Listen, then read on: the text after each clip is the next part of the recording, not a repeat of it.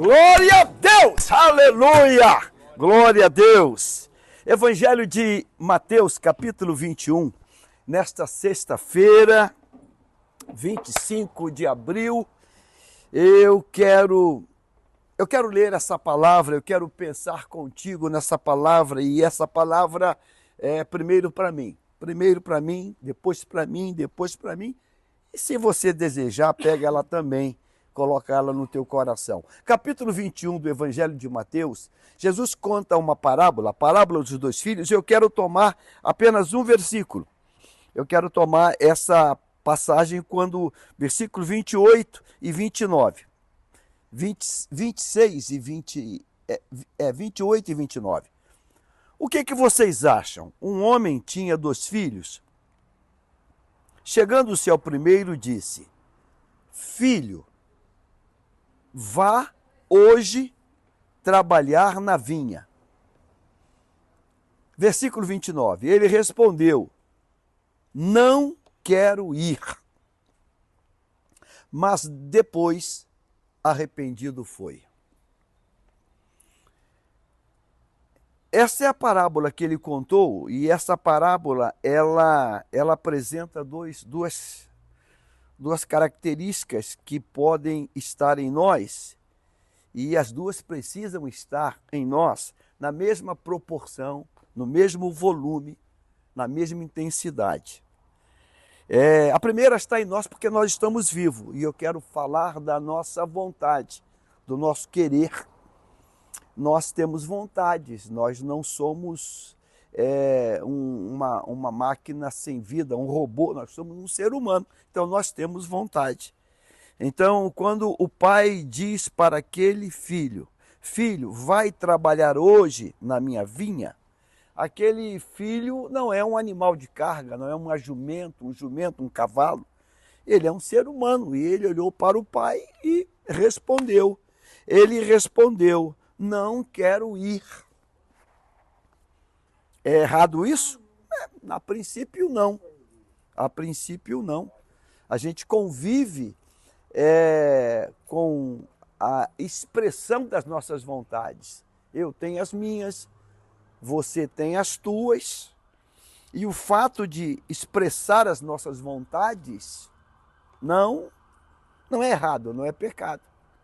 Eu posso chegar para a família, para a esposa e falar: vamos para a praia? Ela pode dizer: não quero ir. E qual é o erro disso? Nenhum. Vamos comer uma pizza? Não quero. Vamos tomar aqui um açaí? Não quero. Acabou. É errado isso? Claro que não. Ela está expressando a vontade dela. Vamos, fazer uma caminhada? Não quero. A recíproca, ela é verdadeira, ela vale para lá e vale para cá. E igualmente, ela vai dizer: você quer jantar peixe? Não quero peixe. Eu quero massa, eu não sei. Então, isso não é errado. O interessante é que o pai diz assim: filho, vai trabalhar hoje na minha vinha? Ele diz: não quero, acabou. Mas o texto vai dizer agora: mas depois arrependido foi. Então, a vontade primeira foi estabelecida, mas ele tem uma outra parte na vida dele, no coração dele, que é a parte do quebrantamento, é a parte da reflexão, é a parte da ação do Espírito. Então, embora ele tenha dito: não quero ir, e não foi, mas quando ele se afasta, o coração dele não é um coração sem vida. Ele tem temor, ele reflete, ele pensa, ele confabula consigo mesmo, ele sente aquilo, e quando ele sente aquilo, ele diz: uau, eu não devia ter dado aquela resposta, eu me arrependo e eu vou. Isso é bonito, porque isso fala da proporcionalidade da nossa vontade, que ela não é maior que o querer de Deus dentro de nós. A gente vê isso na vida de Jonas, quando Deus diz: Jonas, vá a Nínive pregar a minha palavra. E Jonas decide tomar outro caminho. E Deus começa a trabalhar no outro caminho dele e a coisa vai prolongar, né? Vai prolongar, porque ele reluta o tempo todo. E ele só vai ser ativado quando alguém encontra ele naquele porão daquele navio e diz: seu dormente, seu insano, você está dormindo no meio dessa tragédia toda acontecendo, e começa um pouco a cair a ficha, mas a ficha não cai, e lança sorteio e ele é o culpado. Ó, caiu sobre você. Aí começa realmente eu sou o problema. O meu querer, ele se tornou maior que o que Deus estava querendo de mim.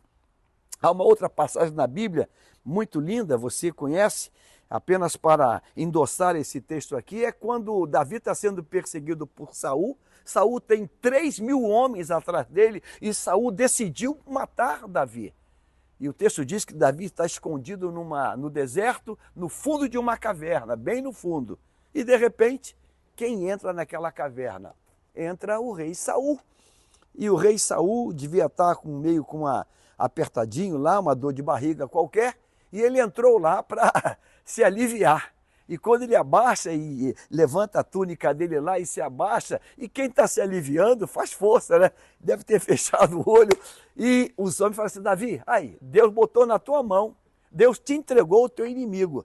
E Davi diz, na força da vontade dele, do eu dele, Davi levanta com a sua espada ultra afiada. Eu fico pensando, cortar o manto, aqueles tecidos grossos daquele tempo, não é um tecido, não é um tecido de fralda, aquilo é uma coisa pesada. Eu fiquei pensando o nível do corte da espada dele. E Davi levanta de maneira sorrateira, vai lá, enquanto o moço está fazendo força lá, ele pega a ponta e tchum, corta um pedaço do manto. O texto diz que depois que ele corta o pedaço do manto, ele estabeleceu a vontade dele, mas o coração dele tem a mesma proporção, a vontade dele e o querer e a presença de Deus. Diz o texto assim, de maneira muito linda, ele cortou o manto e o coração dele doeu. Doeu. O coração dele doeu. E quando o coração dele doeu, eu falei assim: não vou fazer isso. E o transcorrer dessa história é muito lindo, que ele deixa Saul embora, Saul vai embora com o manto cortado, ele não percebeu, não ia ver, porque ele cortou pela parte de trás, mas o coração de Davi estava doendo por aquilo que ele fez.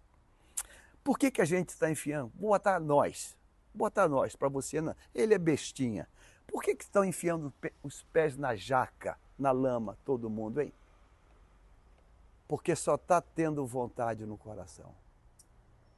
Só a vontade está prevalecendo. Se a vontade estiver na mesma proporção da presença de Deus, do temor de Deus, o coração vai doer o tempo todo. O coração vai doer quando a gente está no lugar que não devia estar. Vai sentir: caramba, eu não devia estar aqui. O coração vai doer quando eu estou andando com alguém que eu não devia andar. O coração vai doer. O coração vai doer quando eu digo assim: não interessa, não quero. Mas logo no momento seguinte, uau, cara, não devia ter feito isso. Não devia ter agido dessa maneira. O coração vai doer. É bonito que Deus nos permite isso. Deus nos permite que a nossa vontade esteja aí. Deus nos permite isso. Mas Deus espera que na mesma proporção do querer da minha vontade, na mesma proporção, esteja o quebrantamento, o temor e um coração sensível. Na mesma proporção. Porque se a minha vontade for maior, a carne vai vencer, o diabo vai vencer. Por isso Paulo escreveu um dia sobre um companheiro de ministério chamado Demas. Paulo disse: Demas me abandonou, amando o presente século. Ou seja, a vontade de Demas, o querer de Demas era maior do que aquilo que Deus havia depositado na vida dele. É maior. José, preso naquela casa de Potifar como um trabalhador, ele foi assediado de forma terrível, terrível. A vontade... José é homem. José, ele não é eunuco. E é muito difícil um homem ser assediado por uma mulher, e devia ser uma mulher bonita. É muito difícil. Mas a vontade da carne não era maior que o conteúdo de Deus na vida dele. Ele disse não. Ele disse não. Ele disse não. Eu quero pedir a Deus que esse versículo aqui seja o texto da minha vida. E toda vez que o Pai me pedir alguma coisa, mesmo que de pronto eu diga, não, eu não quero.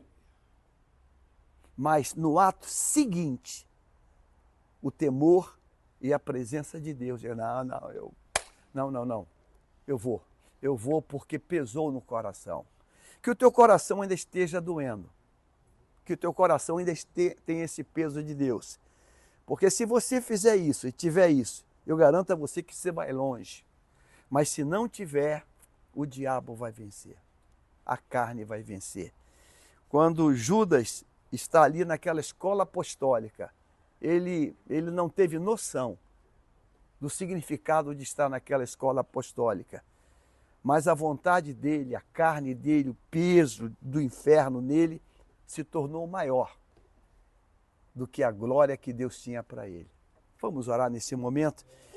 E eu quero pedir a Deus que mas depois arrependido, eu quero dizer como Davi disse, o coração doeu, e ele disse, não, eu vou parar por aqui porque meu coração está doendo. A minha oração nessa sexta-feira é que o teu coração ainda tenha espaço para sentir o peso do arrependimento, a dor, dizer, caramba, eu me excedi, eu fui além, eu me excedi. Que meu coração e o teu coração ainda tenha a sensibilidade da dor. Há uma doença terrível, não quero nem citar porque ela é uma doença terrível. Essa doença, ela tira de nós a sensação da dor. É uma doença terrível. E a pessoa, então, ela está se cortando, ela se machuca e ela não sente. Porque a doença tirou aquilo, tirou aquele sentimento, aquela sensação dela. Essa é uma doença física, mas existe uma espiritual.